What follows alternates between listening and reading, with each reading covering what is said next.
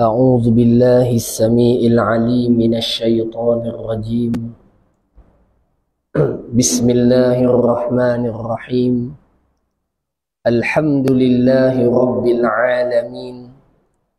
نحمدك ربي ونستعينك ونستهديك ونستغفرك ونثني عليك ونكبرك ونعوذ بالله من شرور أنفسنا ومن سيئات أعمالنا. من يهده الله فلا مضل له ومن يضلل فلن تجد له وليا مرشدا. أشهد أن لا إله إلا الله وأشهد أن سيدنا محمدا عبده ورسوله. اللهم صل وسلم وبارك على سيدنا محمد وعلى آله وأصحابه أجمعين. سبحانك لا علم لنا إلا ما علمتنا إنك أنت العليم الحكيم. رب اشرح لي صدري ويسر لي أمري واحلل عقدة من لساني يفقه قولي ولا حول ولا قوة إلا بالله العلي العظيم. آمين. أما بعد، فالسلام عليكم ورحمة الله وبركاته. Yang berusaha pengurusi dan barisan ahli jawatan kuasa surau yang dikasihi Tuan Imam, Tuan Bilal, seluruh para jamaah muslimin dan muslimat, mukminin dan mukminat, mudah-mudahan Allah memberkati serta merahmati majlis pertemuan kita pada malam ini. Sama-sama kita bermohon kepada Allah Subhanahu wa taala agar Allah menjadikan niat saya dan niat kita semua diikhlaskan oleh Allah Subhanahu wa taala. Dan kita bermohon kepada Allah Subhanahu wa taala semoga Allah menjadikan majlis kita pada malam ini taman daripada taman-taman syurga. Dan sama-sama kita bermohon kepada Allah agar Allah menjadikan majlis kita pada malam ini sebagai suatu amalan soleh yang dapat memberatkan timbangan amalan kita yang kekal di sisi Allah Subhanahu wa taala. Dan mudah-mudahan ianya menjadi sebab kejayaan dan keselamatan kita di negeri akhirat Allah Subhanahu wa taala. Amin ya rabbal alamin. Hadirin yang dikasihi sekalian, insya-Allah taala pertemuan kita pada malam ini adalah pertemuan kali pertama. Sebenarnya bukan pertama tuan-tuan, dulu lama dah. Dulu tu saya rasa 5 tahun ke 6 tahun saya pernah masuk sini sekali ke 2 kali je. Saya rasa tuan-tuan pun tak ingat dah. Okey, ini kita bertemu sekali lagi untuk kita mulakan, dan insya-Allah kalau tidak ada apa-apa aran pada Sabtu yang kedua kita akan bersama dalam beberapa topik perbincangan yang akan kita putuskan pada pertemuan yang akan datang. Sebagai muqaddimah, tuan-tuan, sebagai muqaddimah pertemuan kita pada malam ini, saya suka untuk memulakan pertemuan kita ini dengan satu sabdaan Nabi SAW yang ia menjadi hadis yang akan dibaca oleh guru-guru kami ketika memulakan mana-mana majlis untuk kali yang pertama. Hadis ini dipanggil sebagai musalsal bil awwaliyah. Musalsal bil awwaliyah, iaitu hadis pertama yang dibaca dalam majlis sebelum dimulakan apa jua majlis yang kedua, ketiga dan seterusnya. Ataupun hadis ini dipanggil sebagai musalsal bil mahabbah, iaitu hadis yang berantai tentang kasih sayang, kerana hadis ini membawa makna yang sama. Jadi tuan-tuan yang dikasihi sekalian, saya meriwayatkan hadis ini sebagaimana yang telah diriwayatkan oleh guru-guru kami, dan saya telah mendengar hadis ini dan telah diriwayatkan kepada kami sebagaimana guru-guru kami telah mendengar daripada guru-guru mereka dan diriwayatkan daripada sanad-sanad sebelum mereka sampailah kepada sahabat Nabi radhiyallahu taala anhum, yang mana Nabi sallallahu alaihi wasallam bersabda. Kata Nabi sallallahu alaihi wasallam, Ar-rahimuna yarhamuhumur rahmanu tabaraka wa ta'ala. Irhamu man fil ardi yarhamkum man fis sama' aw yarhamukum man fis sama'. Artinya, orang-orang yang berkasih sayang akan disayangi dan dikasihi. Berkasih sayanglah kamu dengan penduduk bumi, maka penduduk langit akan mengasihi dan mencintai kamu. Hadis ini tuan-tuan adalah hadis yang mengajarkan kepada manusia untuk selalu ingat dan selalu meletakkan di hadapan mereka tentang mahabbah, kasih sayang dan belas ihsan dalam setiap pergaulan mereka kepada manusia dan juga makhluk Allah, hatta binatang. Hatta binatang. Nabi SAW menyatakan, orang yang kasihan di bumi akan dikasihi penduduk langit.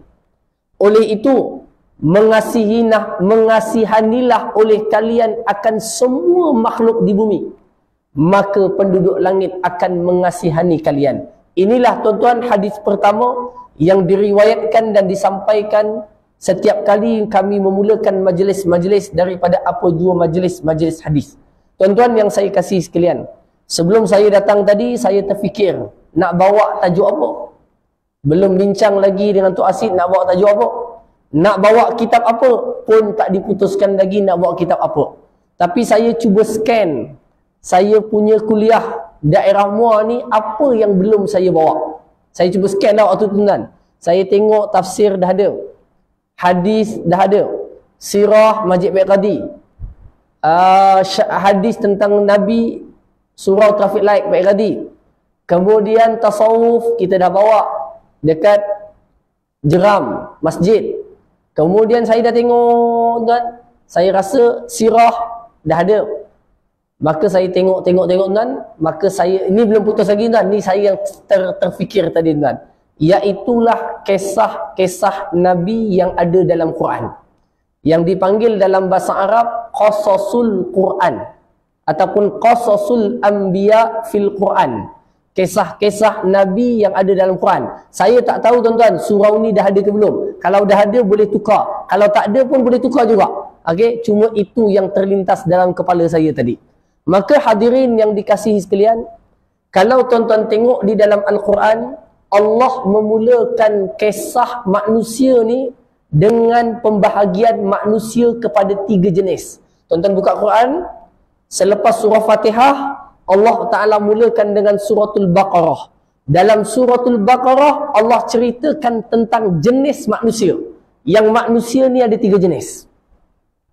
Tuan-tuan boleh tengok sendiri dan tuan-tuan akan fahami.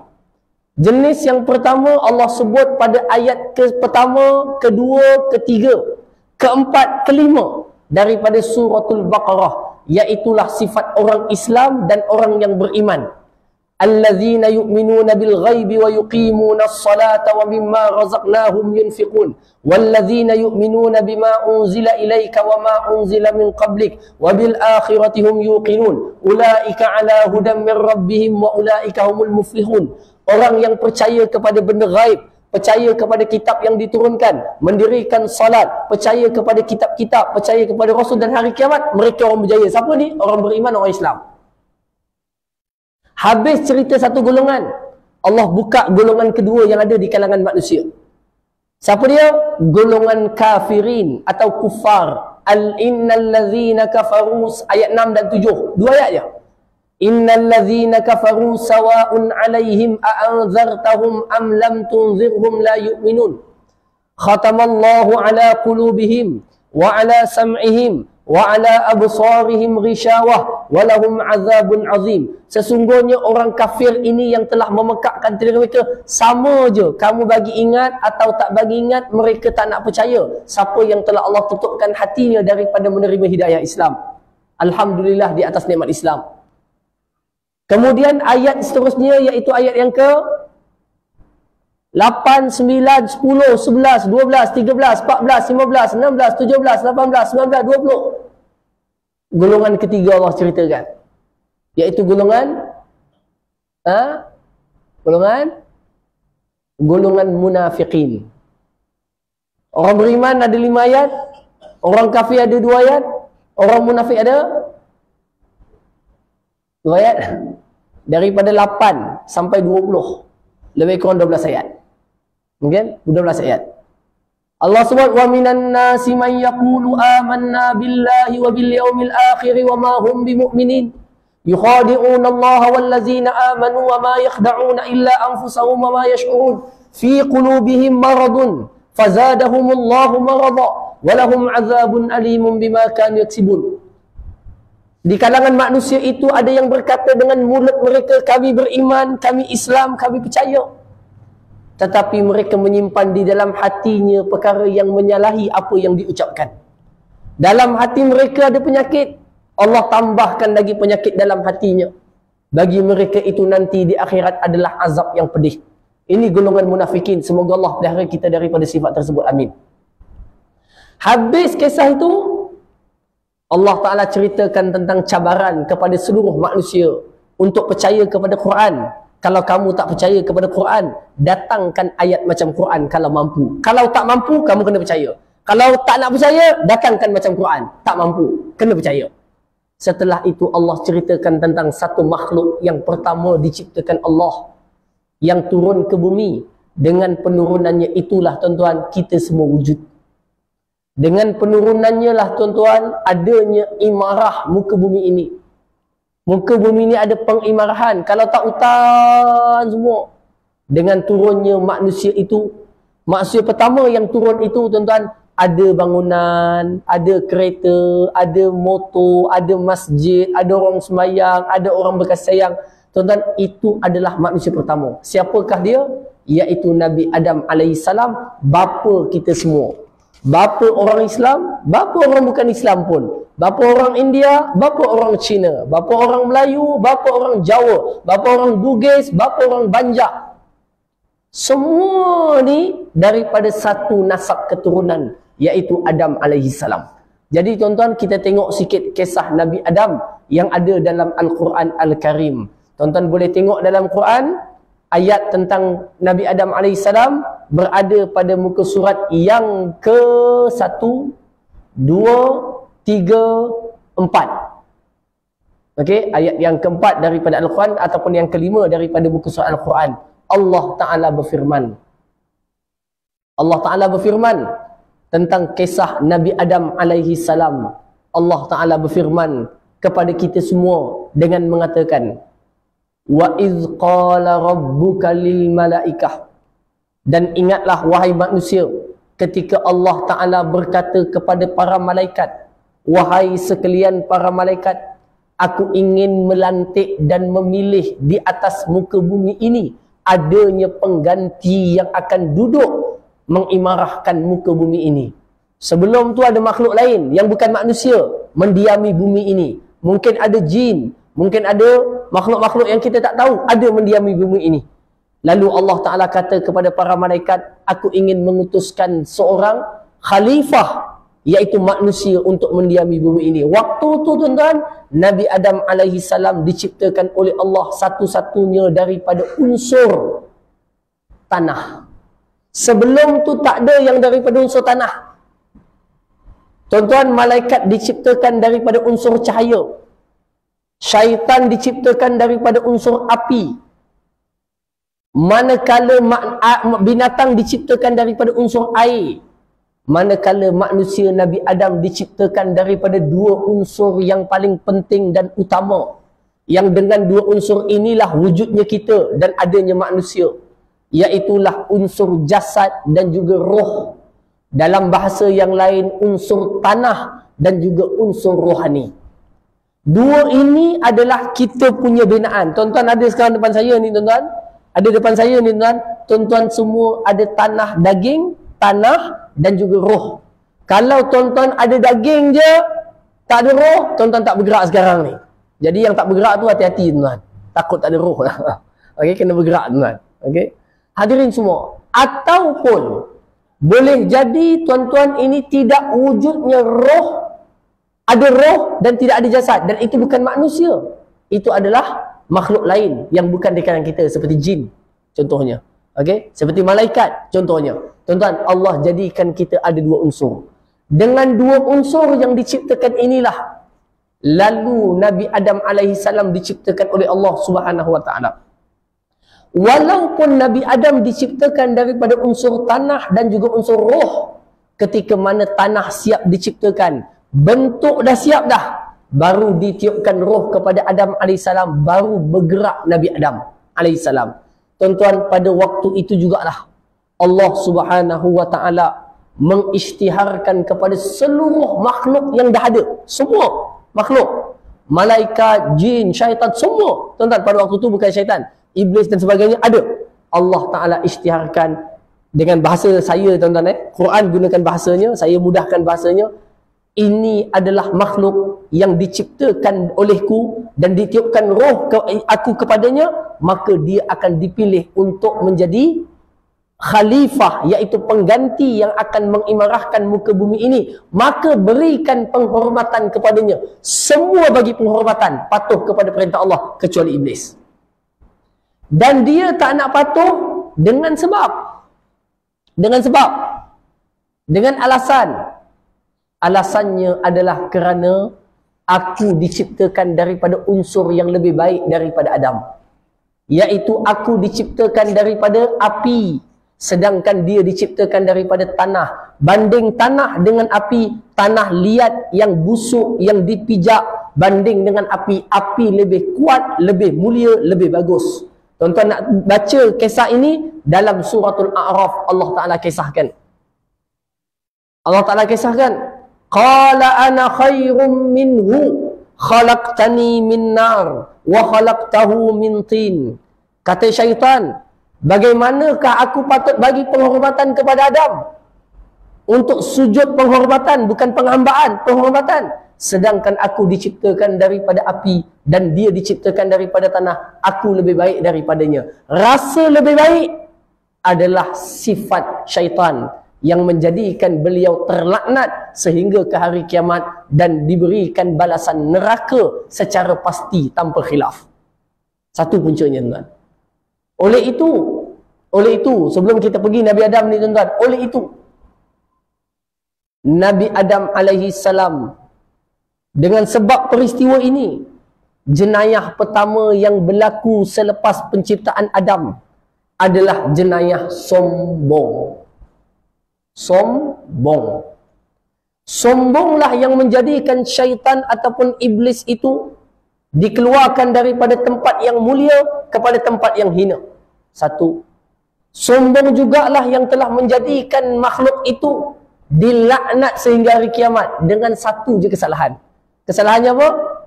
Sombong. Satu je. Satu kesalahan je. Sombong. Dan sekali je buat, terus kena laknat sampai kiamat. Tuan-tuan, dalam hidup kita semua, berapa kali kita pernah sombong? Kita berapa kali pernah sombong? Yang ada ilmu sombong dengan ilmu, yang ada harta sombong dengan harta, yang ada kuasa sombong dengan kuasa, yang kuat beramal sombong dengan kuat beramal. Berapa kali kita sombong? Tetapi kita tidak pernah dilaknat sampai ke hari kiamat. Kan? Di sini Allah Ta'ala bagi kelebihan kepada kita. Bukan kelebihan, tuan-tuan, Allah bagi peluang yang baik kepada manusia. Kamu dah berkali-kali jatuh kepada sombong. Berapa banyak manusia kamu lekehkan? Berapa banyak budak-budak yang kamu rasakan tak ada apa-apa? Orang tua biasa sebut apa, Tuan Haji? Dia kata, pakcik ni lagi banyak makan garam daripada kamu. Ayat dia. Sombong lah tu. Budak tu tegur dia, pakcik masuk masjid kaki kanan. Pakcik tu kata, aku lagi banyak makan garam daripada kamu. Aku tahu khilaf ulama' kat sini. Khilaf, benar. Dia pakai khilaf je. Sombong. Padahal teguran budak tu betul. Teguran dia betul. Sombong. Nampak, tuan? Berapa kali kita sombong, tetapi Allah Ta'ala terus mengulang menerima taubat kita yang telah terjatuh kepada kesalahan. Syaitan dengan sekali saja kesalahan, terus dilaknat sampai kiamat. Betapa Allah Ta'ala merahmati kita dengan rahmat yang banyak. Tuan-tuan, rahmat dengan rahmat yang banyak. Okey, hadirin yang dikasihi sekalian. Baik, itu satu part. Kemudian setelah malaikat pun setuju, tuan-tuan, tapi malaikat masih sangsi. Bukan sangsi macam mana, tuan-tuan? Bolehkah manusia ni nak mentadbir bumi dan mengurus bumi? Sedangkan kalau ikut malaikat lagi banyak beribadah daripada manusia. Lalu tuan-tuan, Allah Ta'ala jadikan kelebihan manusia dengan malaikat dengan satu perbezaan. Satu perbezaan saja. Perbezaan ini menjadikan kita layak mendiami bumi dan memakmurkan bumi. Apa tuan-tuan perbezaan itu? Agak-agak tuan, salah tak apa Haji, tak kena denda. Ha? Bukan. Manusia sebelum Nabi Muhammad lahir lagi. Tuan-tuan, Nabi Muhammad dilantik menjadi Nabi. Adam waktu itu di antara tanah dan roh. Nabi sudah dilantik menjadi Nabi. Cuma Nabi belum wujud di muka bumi ini. Okey, di sisi Allah Ta'ala, Nabi sudah. Apa yang menjadikan malaikat kata kami banyak bertasbih, banyak beribadah. Takkan manusia yang nak dilantik. Tetapi Allah Ta'ala tetap melantik manusia kerana satu perbezaan, satu kelebihan yang ada bagi manusia dan tak ada bagi semua makhluk yang lain. Iaitu hampir tepat je, sikit lagi, iaitu ilmu. Ilmu. Tuan-tuan, malaikat ni kerjanya taat je. Kalau malaikat tuan-tuan dilantik sekarang duduk di atas muka bumi tuan-tuan, KLCC tak boleh wujud. Tak ada. Kerana dia akan taat je. Tunggu arahan buat, tunggu arahan buat. Ilmu telah menjadikan manusia ini melebihi para malaikat, melebihi binatang, melebihi pokok, melebihi sungai, melebihi ikan, melebihi yang lain. Kerana dengan ilmu berlakunya pengimarahan muka bumi. Dengan ilmu manusia dapat menentukan hala tuju dunia, kehidupan, ke mana dan apa. Allah berfirman dalam Quran, وَعَلَّمَ آدَمَ الْأَسْمَاءَ كُلَّهَا ثُمَّ عَرَضَهُمْ عَلَى الْمَلَائِكَةِ فَقَالَ أَنْبِئُونِي بِأَسْمَاءِ هَؤُلَاءِ إِنْ كُنْتُمْ صَادِقِينَ. Allah Ta'ala ajarkan kepada Nabi Adam semua nama-nama benda, ilmu. Ilmu. Okey, ilmu. Tuan-tuan, kalau saya tanya tuan-tuan, ni namanya apa ni? Ni, warna hitam ni. Namanya apa tuan? Kaki handphone buat rakam. Itu bukan nama dia yang betul tuan. Ni namanya apa kalau saya tanya tuan? Adalah yang tahu, contoh orang muda ni tahu, yang belakang tak tahu. Nampak? Di situ dia telah melebihi tuan-tuan pada ilmu, pada nama ini. Betul tak? Betul tak? Kalau saya datangkan tuan, ni namanya apa ni? Ni. Namanya apa? Katalah budak kecil, budak muda tu tahu. Okey? Tuan Haji sebelahnya tak tahu. Tuan Asid pun tak tahu namanya apa. Dia tak tahu. Budak itu telah melebihi orang lain pada satu ilmu dengan nama benda ni. Faham tuan? Nabi Adam Allah ajarkan semua benda nama. Malaikat tak ada.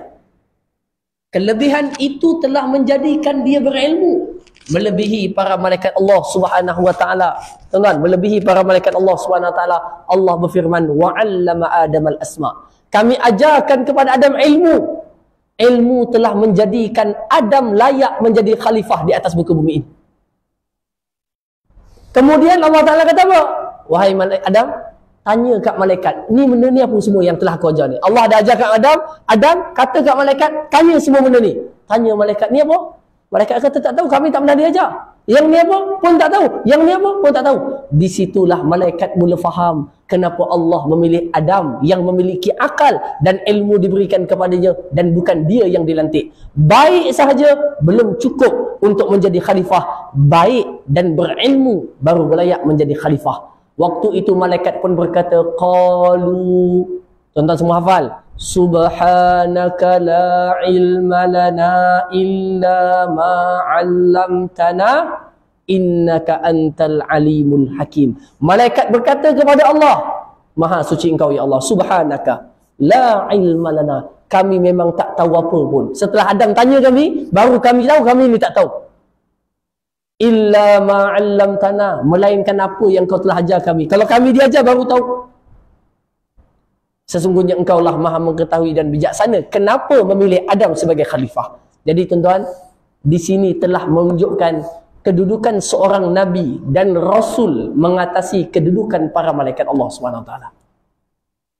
Bukan hanya dengan sebab ibadah. Kalau ibadah, tuan-tuan, ada malaikat yang diciptakan rukuk tak bangun-bangun, sujud tak bangun-bangun. Tetapi kelebihan yang pertama adalah percaya kepada Allah, beriman dan beribadah. Kelebihan yang kedua adalah kerana ilmu. Sebab itu, tuan-tuan, sebab itu umat Islam mesti menjadi umat yang cintakan ilmu dan berilmu. Satu benda yang rosak dalam falsafah ilmu, tuan-tuan, saya pendidik, saya mengajar di universiti, saya jumpa pelajar-pelajar, kita bergaul dengan anak-anak murid. Apa yang saya nak sebut, tuan-tuan, hari ini falsafah ilmu rosak. Budak-budak bila dihantar untuk belajar dan menuntut ilmu, sama ada rasmi atau tak rasmi, yang dia fikirkan kalau lepas ilmu ni, apa cara nak dapat duit, nak kerja apa maknanya. Itu kerosakan dalam berfikir. Bukan salah dia dapat kerja, saya pun belajar, tuan-tuan, sampai PhD, ada kerja juga. Itu bukan, tapi itu bukan tujuan. Ilmu itu dia mengangkat nilai kemanusiaan. Hatta tuan-tuan tak masuk universiti pun, tapi tuan-tuan baca buku, datang pengajian ilmu, buat pengajian, buat penyelidikan, di situ nilai manusiawi kita meningkat mengatasi para malaikat. Tuan-tuan, malaikat tidak belajar ilmu biologi, fizik, engineering, kimia. Hatta mereka mungkin tak belajar ilmu nahwu dan soraf bahasa Arab, tetapi orang manusia boleh mempelajari ilmu itu. Ini telah mengangkat kedudukan manusia melebihi para malaikat Allah SWT. Oleh itu, tuan-tuan, di atas kemuliaan inilah sepatutnya orang Islam menjadi orang yang paling mencintai ilmu. Ayat pertama turun di atas muka bumi kepada Nabi SAW. Ayat apa? Iqra. Maknanya baca. Berapa banyak orang Islam dekat Muar baca buku? Yang bukan sekolah. Tok Asid, sehari berapa kali baca buku? Oh, tuan. Sengih dia kat belakang. Setahun berapa buku khatam? Jepun, analisa penduduk Jepun setahun menghabiskan bacaan buku, tak kira lah buku apa dia baca, 190 buah buku, purata rakyatnya. Sedangkan Iqra tak turun kat Jepun. Iqra tak turun kat Jepun. Iqra turun kat kita. Tu ada tu susun tu. Iqra bismi rabbikal ladzi khalaq. Kita yang dapat Iqra ni baca buku berapa kali sehari? Setahun khatam berapa buku? Khatam muka buku Facebook. Di sini sudah menunjukkan falasi ataupun gagal kita dalam memahami maksud ilmu yang Islam telah muliakan kita semua sebagai khalifah di atas muka bumi ini. Sebab tu saya pesan kepada ramai orang, banyak mana-mana masjid, awal-awal pengajian saya kata didik anak-anak kita semua dengan ilmu dan membaca. Galakkan dia suka membaca, suka mengkaji, suka menyelidik. Itu akan meningkatkan nilai akalnya dan meningkatkan nilai manusiawi dia. Manusiawinya. Beza, tuan-tuan. Sijil itu cerita yang kedua. Kalau dia belajar ada sijil, cantik. Dia tak belajar tak ada sijil, intinya otak dia bermaklumat, ada ilmu, ada bacaan, suka membaca. Tuan-tuan, tapi macam mana kalau bapaknya pun tak baca? Atuknya pun tak baca? Tuan, jadi kita, tuan-tuan, mulakan generasi baru kita, anak-anak kita. Kita dah terajak tak apa, tuan-tuan. Anak kita, cucu kita, masyarakat kita, iaitu membina generasi yang sukakan ilmu. Ilmu ni, tuan-tuan, bukan mesti ilmu agama. Saya ustaz, tuan-tuan, patutnya saya kena cakap belajar ilmu agama. Semua ilmu yang bermanfaat adalah diiktiraf dalam Islam.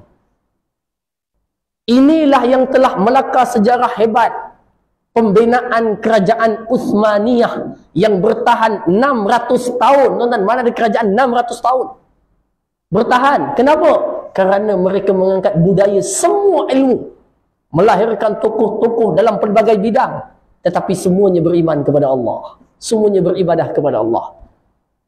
Kerajaan Andalusia di Spanyol yang membina empayar ratusan tahun, yang telah menubuhkan satu perpustakaan besar dalam dunia namanya Baitul Hikmah, yang telah dicedok ilmunya oleh Barat dan juga Yahudi dan juga Kristian. Bawa balik kitab-kitab dan ilmu ini, bawa pergi ke Barat. Akhirnya Barat maju selepas berapa ratus tahun dengan ilmu Islam yang diambil daripada Andalusia. Tiba-tiba sampai ke satu zaman ini, orang Islam meninggalkan apa yang datuk nenek mereka telah buat dahulu, menjadikan mereka gilang gemilang dan hebat pada waktu itu. Pembudayaan ilmu mesti wujud, pembacaan mesti wujud, muzakarah mesti selalu dilakukan, pertukaran idea dan pandangan mesti selalu dilakukan supaya otak manusia berilmu dan bermaklumat. Tuan-tuan, anjing kalau kita duduk kat sini, tiba-tiba tuan-tuan nampak ada anjing digigit bawa datang rusa kat tuan-tuan. Rusa tu menggelepar gitu. Boleh tak makan rusa tu? Boleh tak je? Anjing, tuan-tuan duduk keluar tu, dia datang ni, kecil, bawa pelanduk. Bawa pelanduk. Tuan, tuan-tuan boleh tak makan dia? Jawapannya tak boleh. Anjing entah mana datang, dia bawa rusa, gigit entah macam mana tuan-tuan, bawa dia. Tuan-tuan bela anjing buruan, tuan-tuan ajar dia memburu. Buru ni macam ni. Buru ni macam ni. Tuan-tuan pergi hutan, lepaskan dia. Bismillah, tu kejar. Dia pun kejar, pok, batang bawa kat tuan-tuan. Boleh tak makan? Boleh tak? Boleh tak? Boleh. Kenapa beza pertama dengan kedua? Satu tak boleh makan, satu boleh makan. Yang kedua ada ilmu. Hanya dengan ilmu hukum berbeza.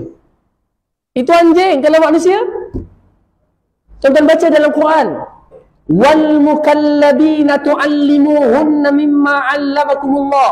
Dan anjing-anjing yang diajarkan kepadanya ilmu dengan apa yang Allah ajarkan kepada kamu, hukumnya halal dimakan buruan mereka. Anjing, tuan-tuan. Anjing diajarkan ilmu, hukum tangkapannya tak sama. Bagaimana manusia kalau diberikan ilmu? Akhlaknya, sikapnya, perilakunya, tindakannya berbeza. Nampak tuan-tuan? Jadi ini benda yang mesti diambil pedoman oleh kita semua. Okey? Mesti diambil pedoman oleh kita semua. Baik, hadirin yang dikasihi sekalian.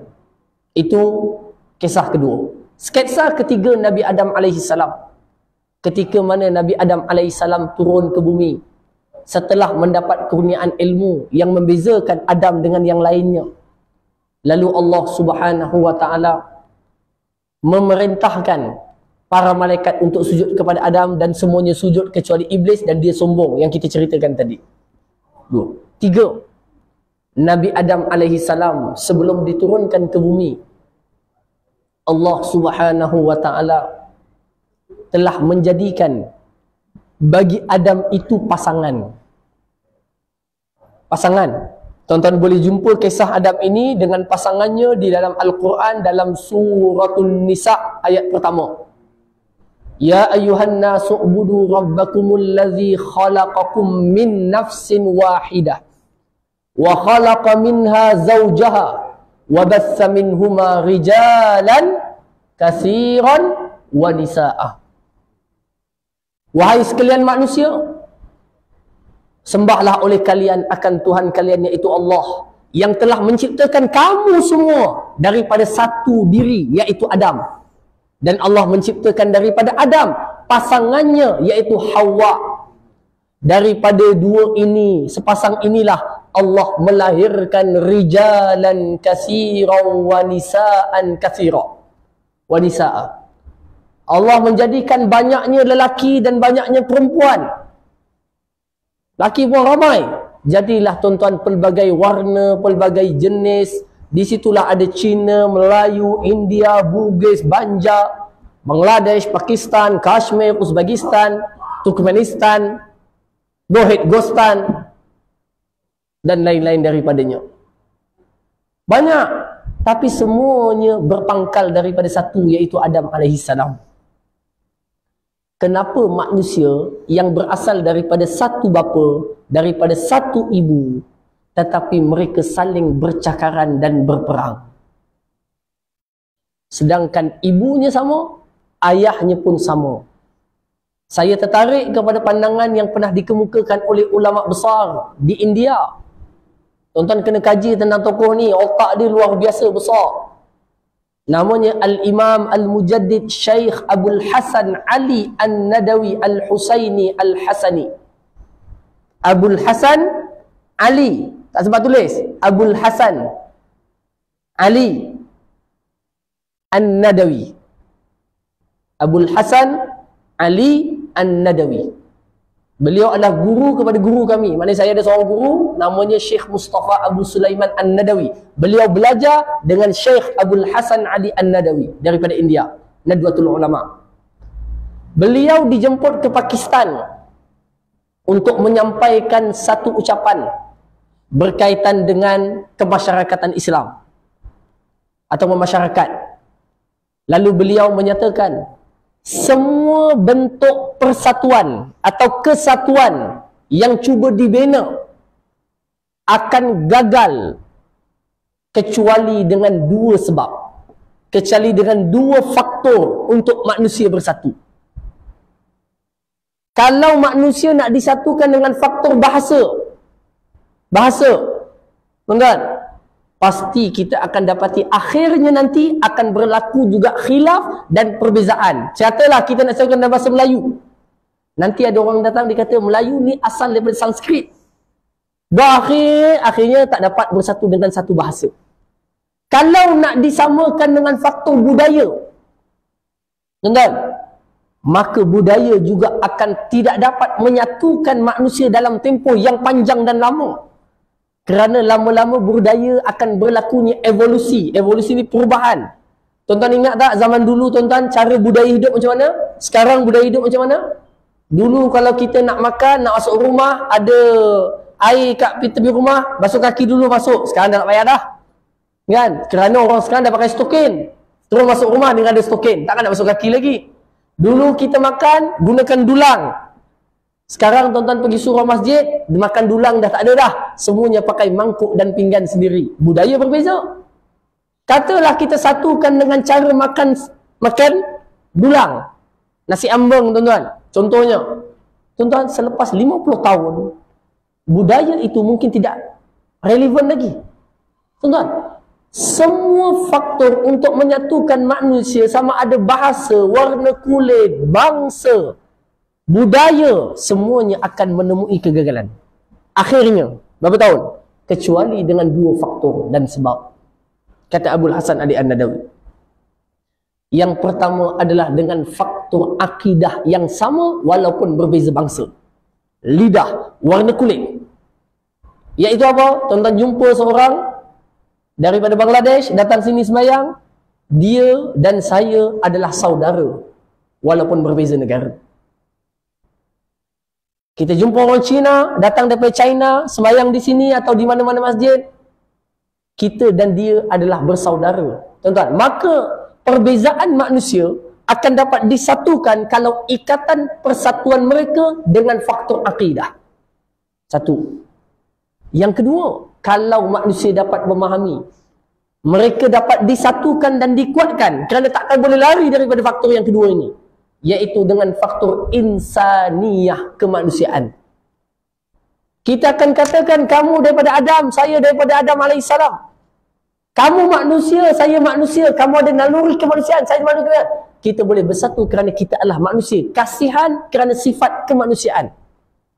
Tuan-tuan, tetapi kalau hilang dua sebab ini, apapun faktor akan berlakunya kembali perpecahan di kalangan manusia. Nabi Adam alaihissalam setelah diturunkan Allah Ta'ala ke atas muka bumi ini, beranak penaklah manusia. Tuan-tuan, ternyata apa yang dikemukakan oleh malaikat itu betul. Mereka akan saling bercakaran dan menumpahkan darah sesama mereka. Dan inilah yang berlaku tuan-tuan dalam kehidupan manusia dan dunia yang tuan-tuan lihat pada hari ini.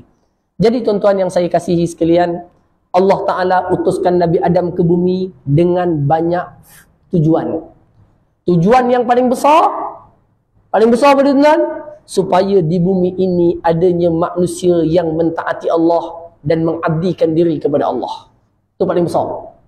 Kedua, paling besar, tujuan adanya manusia di atas muka bumi ini adalah untuk mengimarahkan bumi. Imarah bumi maknanya apa? Gunakan bumi, bangunkan bumi, majukan bumi. Walaupun bumi tak kekal, tapi kita disuruh majukan dan keluarkan manfaat-manfaat bumi untuk kehidupan manusia agar mereka dapat berterusan adanya manusia yang hidup untuk menyembah Allah Subhanahu wa taala. Keluarkan hasil bumi petrol yang ada. keluarkan gas yang ada, keluarkan emas yang ada, perak yang ada, selama tidak merosakkan ia, untuk manfaat kelestarian kehidupan manusia, agar ada terus manusia yang mengimarahkan bumi dan menyembah Allah Subhanahu Wa Taala. Tapi tuan-tuan, hari ini tak lain. Bumi menjadi tempat dirosakkan, bukit-bukit ditarah tanpa panduan, petrol dikeluarkan tak digantikan, batu-batu kapur diambil dengan begitu tamak, pasir-pasir di sungai diambil tanpa had, akhirnya berlaku kerosakan pada sungai. Ambil air daripada sungai, masukkan ke dalam kilang, kilang keluarkan minyak sisa toksik, masukkan ke dalam sungai, ikan-ikan mati. Asap dilepaskan tanpa had, menyebabkan karbon dioksida terlalu banyak. Penipisan lapisan ozon, berlaku pemanasan global yang dipanggil El Nino. Allah bagi bumi untuk diimarahkan, manusia jadikan bumi untuk dirosakkan kerana ketamakan dan kepentingan. Rosak. Tujuannya mengimarahkan bumi. Apa je yang kita buat di bumi dengan tujuan mengambil manfaat dan mengimarahkannya, ianya adalah perkara yang disyariatkan dan disuruh oleh Allah Subhanahu Wa Taala. Tuan-tuan baca dalam Quran banyak ayat. Allah jadikan matahari, bulan, bintang, pokok, sungai, laut, ikan, ketam, udang, tanah, gas, petrol, semuanya untuk manusia ambil manfaat. Ambil manfaat. Soalannya, manusia diciptakan untuk apa pula? Kalau semua tadi diciptakan untuk manusia, yang manusia itu cipta untuk siapa? Jawapannya adalah menggunakan semuanya tadi untuk manusia mentaati Allah Subhanahu Wa Taala. Tapi tuan-tuan, hari ini petrol dikeluarkan untuk perang, kan? Dan lain-lain daripada itu, tuan. Inilah yang dinamakan sebagai manusia yang apabila tidak kembali kepada asal kenapa mereka diwujudkan dan kenapa mereka berada di atas muka bumi ini, falsafah itu telah pun hilang. Jadi tuan-tuan, itulah sedikit sebanyak mukaddimah. Ni baru mukaddimah, tuan-tuan. Mukaddimah kecil, jadi mukaddimah besar, tuan-tuan. Okey, Nabi Adam AS. Kalau kita jumpa lagi, nanti kita akan putuskan kitab apa atau tajuk apa yang akan kita bincangkan dalam pertemuan akan datang. Jadi tuan-tuan, sekadar itu saja. Mudah-mudahan Allah merahmati pertemuan kita, Allah memberkati majlis kita, Allah mengampunkan dosa-dosa kita, dan Allah mengurniakan kepada kita ilmu dan tawaduk, dan menjadikan umat Islam umat yang bersatu insya-Allah taala. Aqulu qauli hadza wa astaghfirullahal azim li wa lakum. Wassalamu alaikum warahmatullahi wabarakatuh. Subhanakallahumma wa bihamdik asyhadu an la ilaha illa anta astaghfiruka wa atubu ilaik. Wal 'asri innal insana lafi khusr illa alladhina amanu wa 'amilus solihat wa tawasaw bil haqq wa tawasaw bis sabr. Assalamualaikum warahmatullahi wabarakatuh. Ya Allah.